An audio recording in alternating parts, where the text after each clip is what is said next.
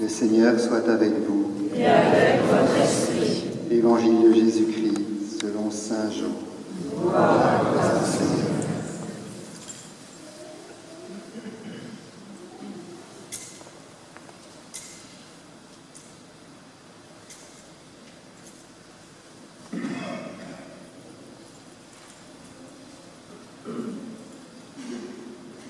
C'était après la mort de Jésus. Le soir venu, en ce premier jour de la semaine, alors que les portes du lieu où se trouvaient les disciples étaient verrouillées par crainte des Juifs, Jésus vint et il était là, au milieu d'eux.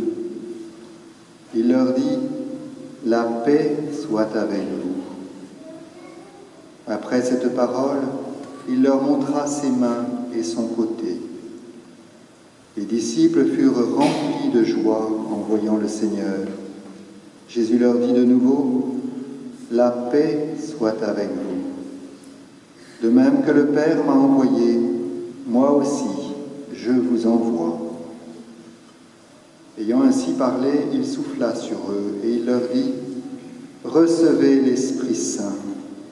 À qui vous remettrez ses péchés, ils seront remis. À qui vous maintiendrez ses péchés, ils seront maintenus. » Or, l'un des 12, Thomas, appelé Didyme, c'est-à-dire jumeau, n'était pas avec eux quand Jésus était venu.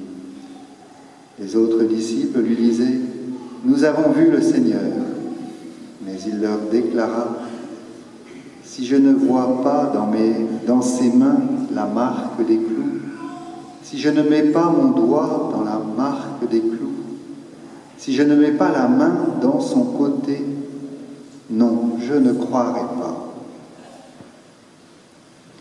8 jours plus tard, les disciples se trouvaient de nouveau dans la maison et Thomas était avec eux. Jésus vient alors que les portes étaient verrouillées et il était là, au milieu d'eux. Il dit : « La paix soit avec vous. » Puis il dit à Thomas : « Avance ton doigt ici et vois mes mains. Avance ta main et mets-la dans mon côté. Cesse d'être incrédule, sois croyant. » Alors Thomas lui dit : « Mon Seigneur et mon Dieu. » Jésus lui dit : « Parce que tu m'as vu, tu crois. Heureux ceux qui croient sans avoir vu. » Il y a encore beaucoup d'autres signes que Jésus a faits en présence des disciples et qui ne sont pas écrits dans ce livre. Mais ceux-là ont été écrits pour que vous croyiez que Jésus est le Christ, le Fils de Dieu, et pour qu'en croyant, vous ayez la vie en son nom. Acclamons la parole de Dieu. Louange à toi, Seigneur.